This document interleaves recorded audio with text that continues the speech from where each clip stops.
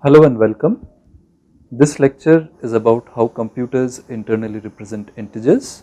Here is a quick recap of some relevant topics we have already studied. We have seen the architecture of a simple computer, and we have also seen that information is stored in terms of binary digits or bits, which are usually grouped in chunks of 8 called bytes. In this lecture we are going to study how numbers and specifically how integers are represented inside a computer, and we are also going to see how in a C++ program we can declare integer variables. Now, from the earlier lecture you would recall that a snapshot of our simple computer looks like this, where we have different parts of the computer, and in each part we basically have sequences of zeros and ones. So the question is, in such a setting, how do we represent integers like 56 or minus 37 in terms of zeros and ones inside a computer? Now, when we talk of representing integers, the most natural thing that comes to mind is a decimal representation with which all of us are aware. So for example, when I write a decimal number like 233, I am really using base 10, which basically means that to interpret this number I take 2 and multiply it by a power of 10, in this case 10 squared, then I take 3 multiplied by a power of 10, in this case 10 raised to 1, this 3 is multiplied by 10 raised to 0, and I add all of them to get the value of this decimal representation of the number. So we call it base 10 because this number, which we are raising to various powers and multiplying it with the digits here, is 10, and in base 10 representation the digits that we need are from 0 to 9. Now there is nothing very special about a decimal representation.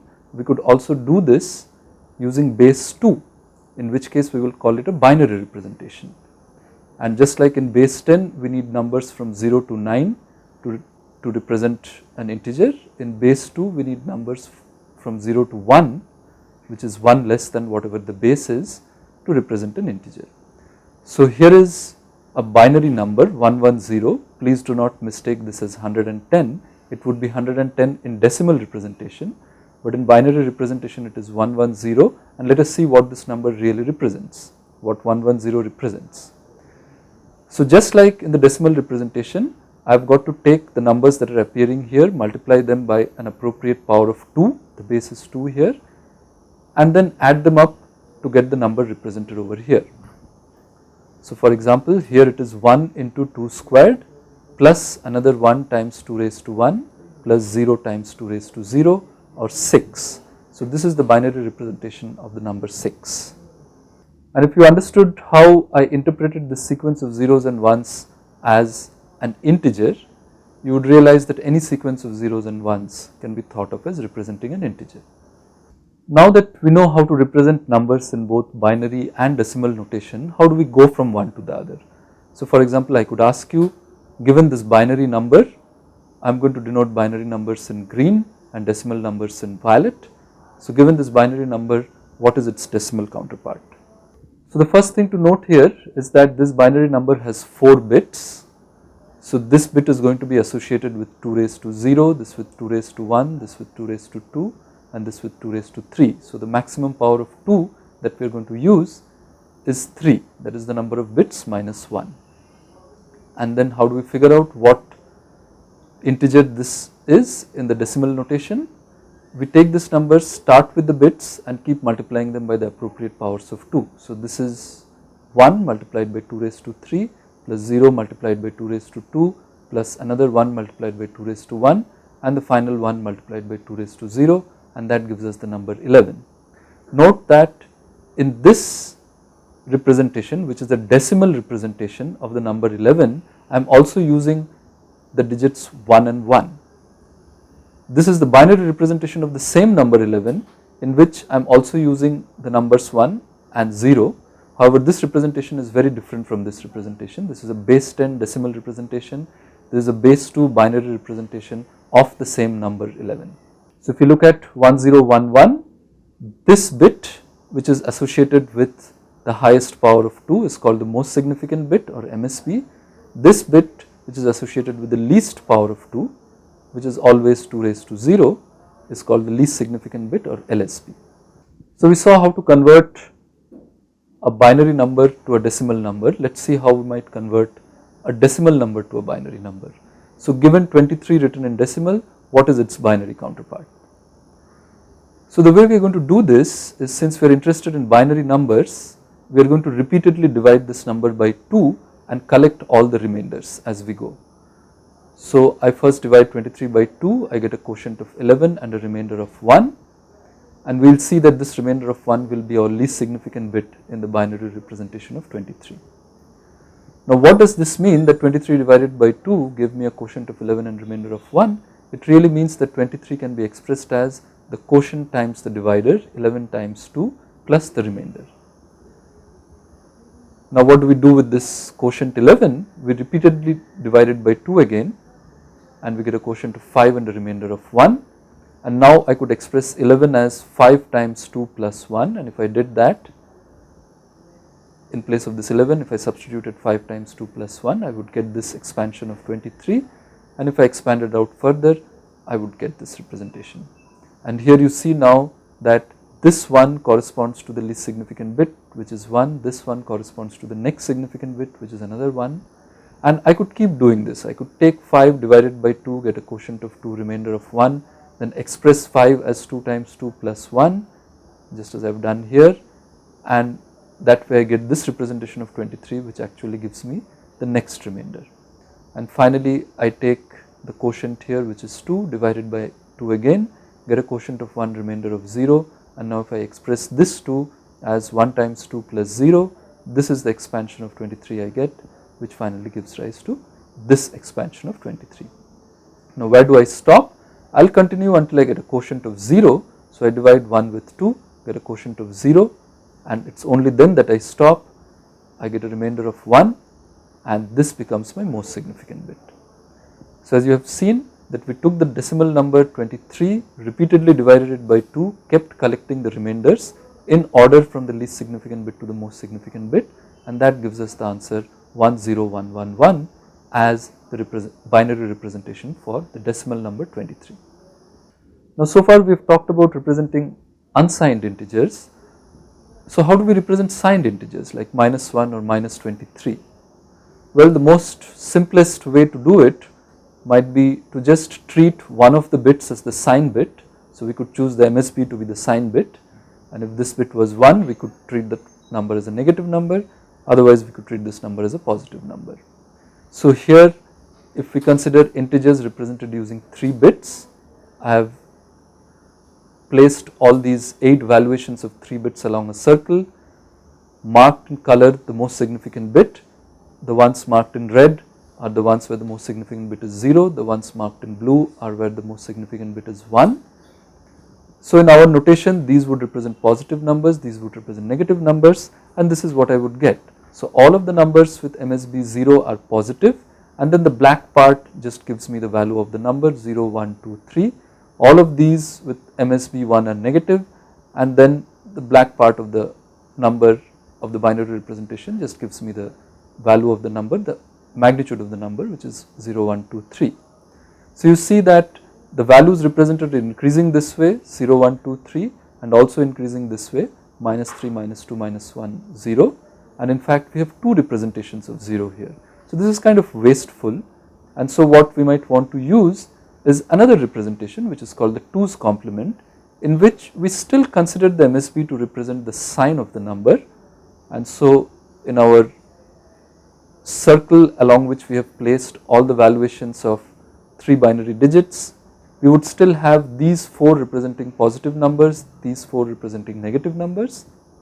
However, we are now going to treat these positive numbers as 0, 1, 2, 3, and instead of these being -0, -1, -2, -3, we are going to now consider -4, -3, -2, -1. So effectively we are starting from here, continuing to increase -4, -3, -2, -1, 0, 1, 2, 3. So we have one complete sweep over here in which all the numbers represented increase, and of course finally when we go from here to here, we would go from +3 to -4, the largest integer represented to the smallest integer represented. So that is the wrap around that must happen. So you see that in this way of representing signed integers, we have been able to represent 8 numbers -4 through 3, and there is only one representation of 0. This is also called the 2's complement representation. And one might ask, if there is an easy way to figure out, given such a binary sequence, what number does it represent in 2's complement? We could draw the entire circle like we did here and try to figure out what number it represents, but is there an easier way to figure out? It turns out that there is. So you first look at the MSB, and the MSB here is 1, which means the number is a negative number. Then to get the absolute value of the number, you ignore the MSB and look at the rest of it. So in this case it is 0, 111. The first thing you do is flip every bit in this part which you obtain after ignoring the MSB. So 0, 111 with every bit flipped becomes 1, 000. This process is also called taking the ones complement. So 1, 000 is the ones complement of 0, 111, and this, as you would recognize, represents the decimal number 8. And now what we do is we take this number and add 1 to it to get 1001 or the decimal number 9, and this is now called the 2's complement of 0, 111, and this gives you the final absolute value of the number that was represented here. So the absolute value here is 9, the number was a negative number, so 10111 in 2's complement represents -9. Now in a C++ program, how do we go about saying that something is going to store integer values? We use this keyword int, which represents the integer data type. I have highlighted the keyword representing the data type in red, and C++ actually allows different kinds of integers. For example, I could have short integers, long integers, unsigned long integers, and what all these different qualifiers do is they tell us how many number of bytes are to be used to store the value of the integer. In a short integer I use 2 bytes, in a standard integer I use 4 bytes, in a long I might use 8 bytes, and they also tell me whether I should treat the integer in 2's complement or not. So all integers, unless explicitly specified otherwise, are signed 2's complement representations. If you specify something as unsigned, then of course it is an unsigned integer. And it is not hard to see that the maximum and minimum values will depend on the number of bytes and on whether you are treating it as a signed or unsigned integer. For example, if I take a standard integer which is signed 4 bytes, then -2^31 is the smallest number that you can represent, and +2^31 -1 is the largest number you can represent. Whereas if I take unsigned long which is 8 bytes, I can represent values from 0 through 2^64 -1. In C++, you declare a variable of integer type by putting the type name here int, then putting the variable name mymarks, or you say unsigned short int, that is the type name with the qualifiers and then the variable name. You can also represent constants, integer constants in C++. They could be represented in the decimal notation, which is the usual notation that we always use, a sign followed by digits from 0 to 9. The only thing you have to note is that you cannot start it with a 0 unless you are representing the value 0, because if you do start with a 0, it represents a constant in the octal notation, which is basically base 8 notation. So if I say 0372, it is not the decimal number 372, but it is the octal number 372, and you can work it out yourself what it represents in decimal and in binary. Similarly, I could also use hexadecimal, in which case I would have to prefix 0x, and in hexadecimal, which is basically base 16, I need numbers from 0 to 15, but we only have the numerals 0 to 9, so we use A through F to denote 10 through 15. So if I have a number like this prefixed with 0x, it is a hexadecimal number, and using the usual expansion in base 16, I could figure out what number it is in decimal and what number it is in binary. As a declaration, I could say that something is a constant integer. So here this is a constant name scale factor, this is a constant integer, and this is the value of this constant, and when I say constant, then the value of this cannot be changed during program execution. So here is a summary of what we have studied today. We have looked at binary representation of integers, conversion to and from decimal, 2's complement representation, and C++ declaration of integers. Thank you.